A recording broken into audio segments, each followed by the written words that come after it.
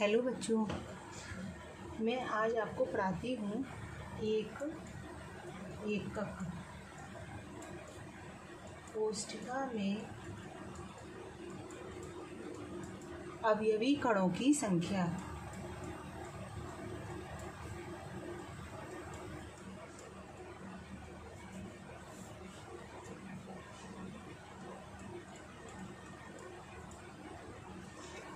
सबसे पहले एकक कोष्ठिका यूनिट सेल के बारे में मैं आपको बता चुकी हूँ। यूनिट सेल मैंने दो भागों में बांटे थे सेल को। लास्ट वीडियो में एक तो मैंने बांटा था एससीसी में सिंपल और एक बांटा था सेंटर्ड। सेंटर्ड को तीन भागों में बांटा था, बीसीसी, एफसीसी और ईसीसी। ठीक है।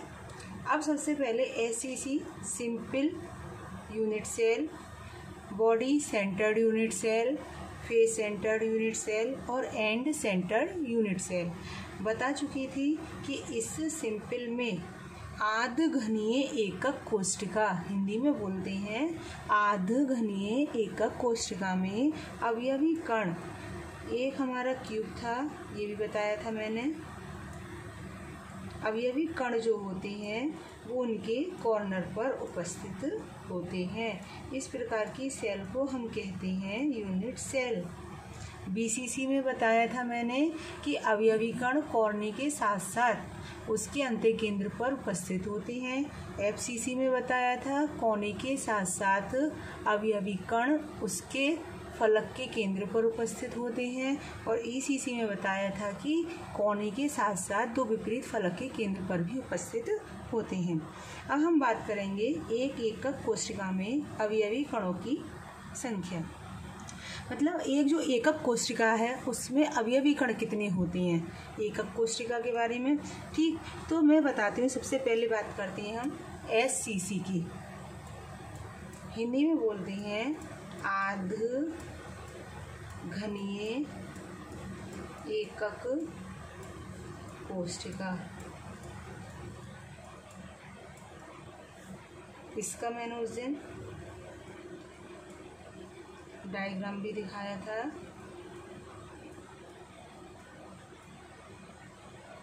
कि इसमें अवयवी कण कॉर्नर पर उपस्थित होते हैं। अवयवी कण क्या होते थे? आयन परमाणु या अणु। अणु क्या होते हैं? परमाणुओं का समूह। इसमें क्या होता है? एक परमाणु अणु अथवा आयन का 1/8वां भाग एक विशिष्ट एकक कोष्ठिका से संबंधित रहता है। मतलब इसमें एक परमाणु जो होगा वो कितने भाग में होगा? 1/8वें भाग में। कुल मिलाकर प्रत्येक घनीय एकक कोष्ठिका में उसके कोनों पर 8 परमाणु हैं। एक जो प्रत्येक घनीय एकक कोष्ठिका है इसमें उसके कोनों पर कितने परमाणु हैं? गिनना, देखो 1 2 3 4 5 6 7 8 8 परमाणु हैं। अतः एक एकक कोष्ठिका में परमाणुओं की कुल संख्या कैसे निकालेंगे? एक एकक कोष्ठिका में परमाणुओं की कुल संख्या हम निकालेंगे। कुल कितने हैं? 8 परमाणु। और कौन सा भाग है? 1/8वां भाग। तो कितने परमाणु होंगे? 1 परमाणु होगा। एक एकक कोशिका में सिंपल में कितने होंगे? 1 परमाणु होगा। ठीक, जैसे ये वाला स्ट्रक्चर से शो हो गया। ठीक है, ये वाला समझ आया। अब इसके बाद बात करते हैं हम दूसरे की, बीसीसी। फुल फॉर्म क्या थी इसकी? बॉडी सेंटर्ड यूनिट सेल या बॉडी क्यूब क्रिस्टल। ठीक, या हिंदी में बोलते हैं अंतः केंद्रित घनीय एकक कोष्ठिका। अंतः केंद्रित घनीय एकक कोष्ठिका। इसमें क्या बताया था? सबसे पहले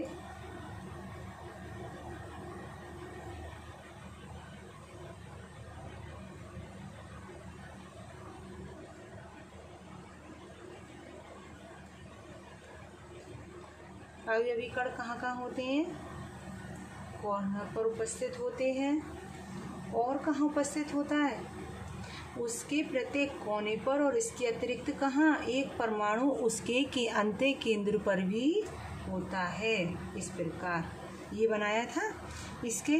तो BCC एकक कोशिका या BCC में एक परमाणु उसके प्रत्येक कोनों पर और उसके अतिरिक्त एक परमाणु उसके अंत्य केंद्र में भी उपस्थित होता है।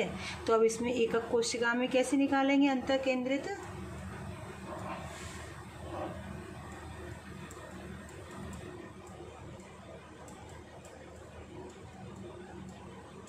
एकक कोशिका में कहाँ कहाँ प्रेजेंट है? एक तो 8 कोने और एक परमाणु कितनी लेता है? 1/8वां भाग, 1/8 प्रति कोना परमाणु। तो कैसे निकालेंगे? वही 8 गुणा 1/8 बराबर कितना हो गया? 1 परमाणु। और दूसरा एक तो ये आ गया, और दूसरा कहाँ पर है? एक कहाँ पर प्रेजेंट है हमारा? अंत्य केंद्र पर। तो एक अंत्य केंद्र परमाणु कितना हो जाएगा? 1 गुणा 1, क्योंकि अंत्य केंद्र भी एक, परमाणु भी एक, तो टोटल कितना हो गया? 1 परमाणु। तो इसलिए प्रति एकक कोशिका में परमाणुओं की कुल संख्या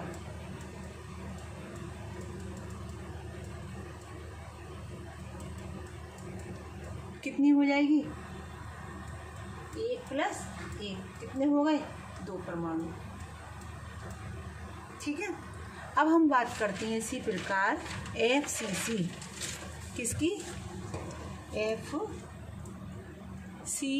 क्या नाम था इसका? Face centred unit cell. Hindi में बोलते हैं फलक केंद्रित घनीय एकक कोशिका। क्या थी इसमें? वही सबसे पहले हमें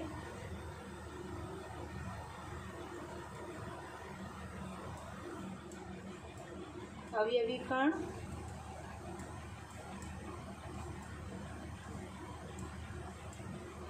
कोनों पर और घन के सभी फलक के केंद्र पर पाए जाते हैं। 4 फलक ये, एक आगे वाली और एक इसके जस्ट पीछे वाली होगी, उसको मैंने ये शो कर दिया। तो इसमें क्या होगा? एक FCC में परमाणु सभी कोनों पर और घन के सभी फलकों के केंद्रों पर पाए जाते हैं। अब जरा समझो, इसमें फलक है, एक फलक केंद्र पर उपस्थित प्रत्येक परमाणु 2 निकटवर्ती एकक कोशिका के मध्य सहभाजित होता है। जो फलक केंद्र पर उपस्थित प्रत्येक परमाणु है, फलक केंद्र पर उपस्थित प्रत्येक परमाणु है, वो क्या कर रहा है? 2 निकटवर्ती एकक कोशिका के मध्य सहभाजित होता है। तो इस प्रकार प्रत्येक परमाणु का केवल आधा भाग एक एकक कोशिका में सम्मिलित होता है। मतलब एक परमाणु कितने को कर रहा है? ले रहा है 2 को, 2 परमाणु के 2 निकटवर्ती एकक कोशिका के मध्य उपस्थित होता है। तो प्रत्येक फलक के केंद्र पर जो उपस्थित होगा परमाणु, वो कितने में होगा? आधा में होगा, 1/8 भाग में एकक कोशिका में सम्मिलित होता है। जैसे ये फलक है, फिर से समझो कि प्रत्येक फलक के केंद्र पर उपस्थित परमाणु 2 सन्निकट कोशिकाओं के मध्य सहभाजित होता है तथा प्रत्येक परमाणु का प्रत्येक जो परमाणु जो 2 में बराबर जा रहा है, तो प्रत्येक परमाणु का केवल कितना? आधा भाग एक एकक कोशिका में सम्मिलित होता है। जैसे मैं कहूँ कि ये फलक है, ये कोने हैं, ये कोना है, ये पेन है, एक कोना ये है, एक कोना ये है, ये वाले कॉर्नर है। फलक मैंने मान लिया ये फलक है बीच वाले, इसके केंद्र पर उपस्थित है, तो जो परमाणु यहाँ उपस्थित होगा मेरे अंगूठे थंब के पास, तो ये परमाणु जो है वो दो सन्निकट एकक कोशिका के मध्य है। तो परमाणु कितने में बटा हुआ है, इसका आधा भाग हो गया परमाणु का एकक कोशिका में। तो इस प्रकार कैसे निकालेंगे, देखो सबसे पहले वही पहला पॉइंट, 8 कोने के परमाणु गुणा 1/8 परमाणु प्रति एकक कोशिका।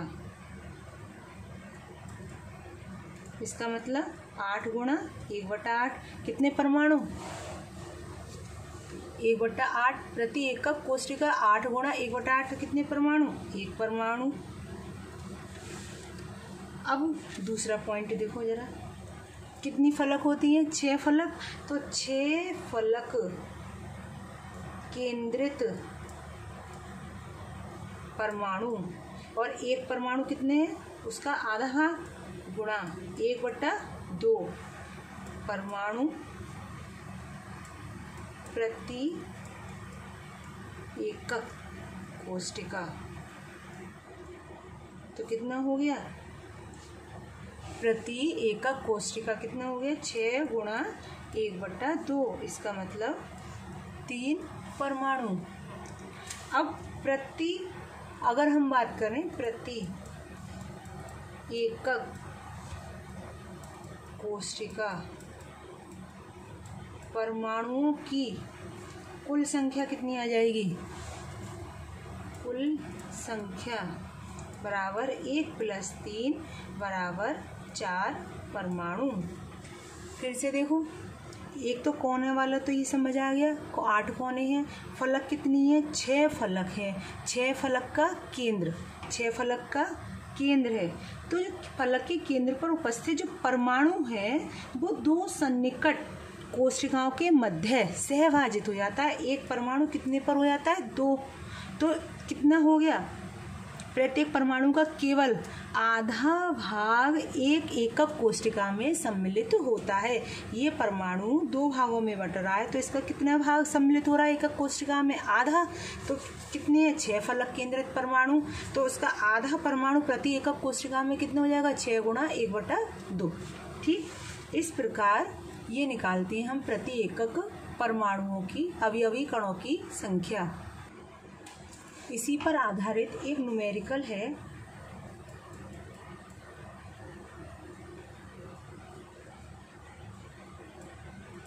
एक घनीय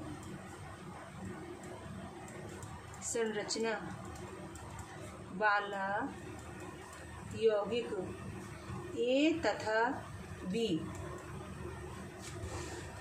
एक घनीय संरचना वाला यौगिक ए तथा बी तत्वों से बना है।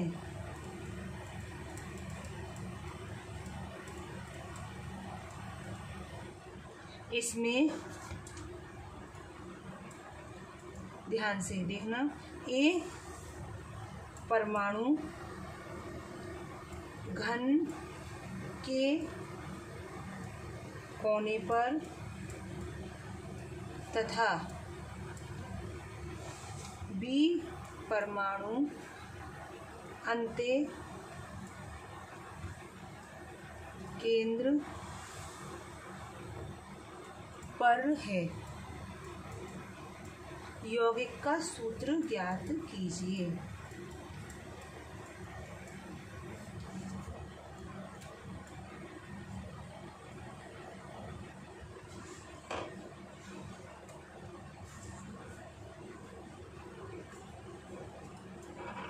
अब देखिए इसका सॉल्यूशन।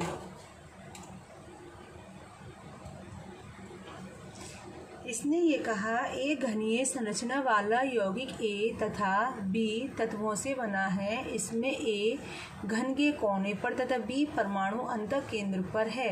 यौगिक का सूत्र ज्ञात कीजिए।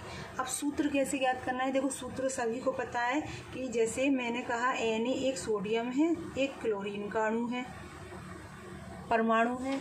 क्लोरीन का अणु किससे बनता है, परमाणु से। तो मेरे पास एक सोडियम है और एक सोडियम आयन ले लो, और एक क्लोराइड आयन है। अगर इसकी बात करी जाए तो क्या सूत्र बनेगा इसका? NaCl। तो ये क्या बन गया? हमारा एक सूत्र बन गया। ठीक इसी प्रकार A और B का हमें सूत्र ज्ञात करना है। जैसे मैंने कह दिया एक Ca कैल्शियम आयन है और एक क्लोराइड आयन है, तो इसका क्या बनेगा सूत्र? CaCl2। यहाँ पर NaCl बना है, यहाँ CaCl2, ये क्या है? सूत्र है। ठीक इसी प्रकार इसने किसका पूछा है? A और B का। इसने ये कहा कि A कहाँ पर उपस्थित है? घन के कोने पर, ठीक। और B कहाँ उपस्थित है? हमारा घन के अंतकेंद्र पर। चलो सबसे पहले हम इसका एक डायग्राम वही जैसे बनाते आए हैं।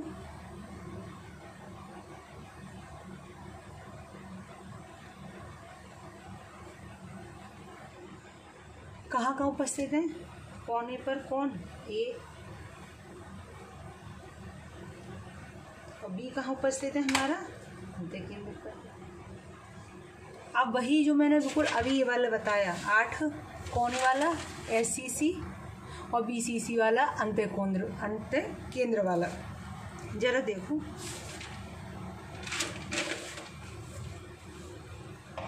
तो हमारा सबसे पहले हम बात करते हैं A अणु कहाँ पर उपस्थित है? हमारा कोने पर। एकक कोशिका में योगदान, तो देखो अतः A का एकक कोशिका में योगदान कितने का हो जाएगा हमारा एकक कोशिका में? 8 गुणा 1/8। कितना आ जाएगा मान? 1। और केंद्र पर उपस्थित कौन है? B। केंद्र पर उपस्थित B का योगदान कितना हो जाएगा? केंद्र 1 होता है, केंद्र कितना होता है? 1। अंतकेंद्र, तो 1 गुणा 1 बराबर कितना हो जाएगा? 1। अगर वो टोटल कहता है तो कितने परमाणु आते? 2 परमाणु, कोने का और एक अंतकेंद्र का। लेकिन इसने क्या पूछा है? यौगिक का सूत्र बताइए। तो यौगिक A का कितना है? भाग 1 परमाणु यूज हो रहा है। B का भी कितना यूज हो रहा है? 1 यूज हो रहा है। अतः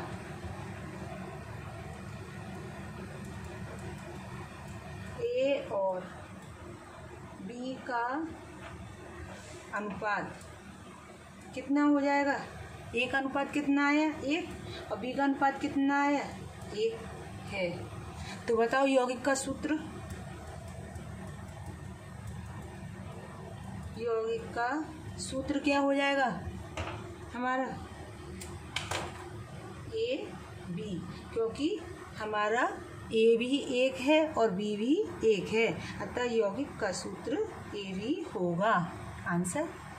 ठीक इसी प्रकार NCERT की बुक में जो है क्वेश्चन आंसर लास्ट में दिए होते हैं, उसमें अभ्यास जो है उसमें 1.12 एक घनीय ठोस 2 तत्व P तथा Q से बना है। ये वाला खुद कोशिश करना और नहीं आए तो मुझसे पूछ लेना इसका, ठीक। ये वाला ट्राई करना 1.12 वाला। अब हम नेक्स्ट टॉपिक शुरू करेंगे 7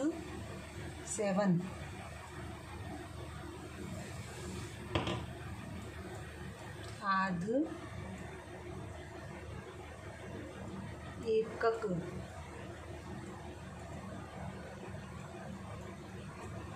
कोशिकाएं और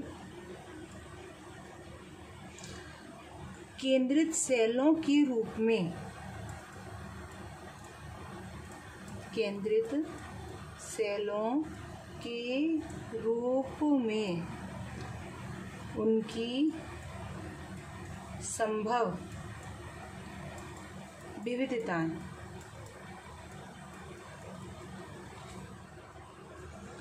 ठीक। इसके लिए तुम लोगों को एक टेबल है 7 क्रिस्टल सिस्टम, वही है, यही वाली हेडिंग को दूसरे रूप में भी बोलते हैं 7 क्रिस्टल सिस्टम। इसमें हमने जो क्रिस्टल है, तंत्र सिस्टम है पूरा, उसको कितने में बांटा? 7 में। सबसे पहले घनीय, क्यूब, द्विसंबलाक्ष, विषम संबलाक्ष, विषम लंबाक्ष, देखो द्विसम लंबाक्ष, विषम लंबाक्ष, त्रिसमन्ताक्ष, फिर है हमारा षटकोणीय, फिर है हमारा एकंताक्ष, फिर है त्रिंताक्ष। इंग्लिश में याद करना वो ज़्यादा इजी है। इसकी पूरे की मैं एक ट्रिक भी बताऊंगी जिससे आसानी से याद हो जाएगी। देखो घनीय की है क्यूब, द्विसंबलाक्ष की टेट्रागोनल,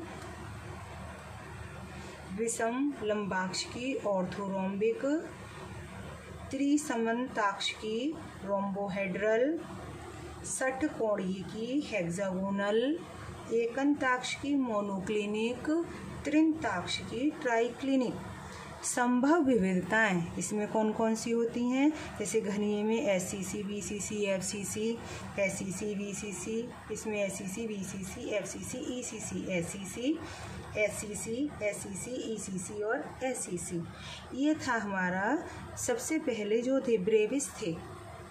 एक फ्रेंच गणितज्ञ ने बताया 3 जो बीमाएँ थी क्रिस्टल जालक की मैंने बताई थी, 3 होती हैं ABC, 3 कोण, 3 भुजाएं बताई थी ABC, 3 कोण बताए थे अल्फा, बीटा, गामा। उन बीमाओं में कितने 14 टाइप के जालक संभव हैं। इन्हें ब्रेविस जालक कहते हैं। कितने प्रकार के? 14। ये काउंट करो, 1 2 3 4 5 6 7 8 9 10 11 12 13 14। तो कितने प्रकार के थे? 14 टाइप्स के जालक संभव थे।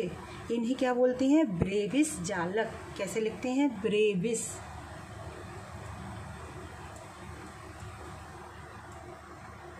जालक कहते हैं। इन जालकों की एकक कोशिका के बारे में ये बताया। 14 टाइप्स के थे, उनको हमने और शॉर्ट में करा तो ये कितने टाइप के आए? 7। देखो, एक घनीय, द्विसंबलाक्ष, विषम लंबाक्ष, त्रिसमन्ताक्ष, षटकोणीय 4 5 6, एकंताक्ष और त्रिंताक्ष 7। ठीक, हिंदी टफ है इसकी, इंग्लिश में याद करोगे ज़्यादा अच्छा रहेगा। Cube, tetragonal, orthorhombic, rhombohedral, hexagonal, monoclinic, triclinic. संभव विविधताएं ये हो जाएंगी। ये होती हैं हमारी अक्षीय दूरियां। कौन होती हैं? अक्षीय दूरियां या कोर की लंबाई। A बराबर B बराबर C, A बराबर B not equal C, A not equal B not equal C। ये सभी एज इट इज़ ये बनाना, कॉपी पर नोट डाउन करना। नेक्स्ट वीडियो में मैं इसकी ट्रिक बताऊंगी कैसे याद करनी है, क्योंकि ये तुम्हें याद नहीं होंगी, आसानी से टफ है। अक्षीय कोण, अक्षीय कोण अब देखो कितनी कहाँ तक याद रखी जाएंगी ऐसे रटा जाए तो इसकी एक ट्रिक होगी, वो आसानी से याद हो जाएगी। अल्फा बीटा गामा बराबर 90 डिग्री, मतलब तीनों कोण बराबर होते हैं, 90 डिग्री के होते हैं। NaCl इसके ये एग्जाम्पल हैं। क्रिस्टल हैं ये वाले, क्रिस्टल तंत्र सिस्टम, क्रिस्टल सिस्टम, संभव विविधताएं, अक्षीय दूरियां, अक्षीय कोण और उदाहरण। तो 7 ये हैं, 14 ये हैं, सभी की ये दूरियां हैं, अक्षीय कोण है और इसके ये एग्जाम्पल हैं। ठीक है, ये सभी नोट डाउन कर लेना। नेक्स्ट वीडियो में इसकी ट्रिक बताऊंगी जिससे ये आसानी से याद हो जाएगी। ठीक है।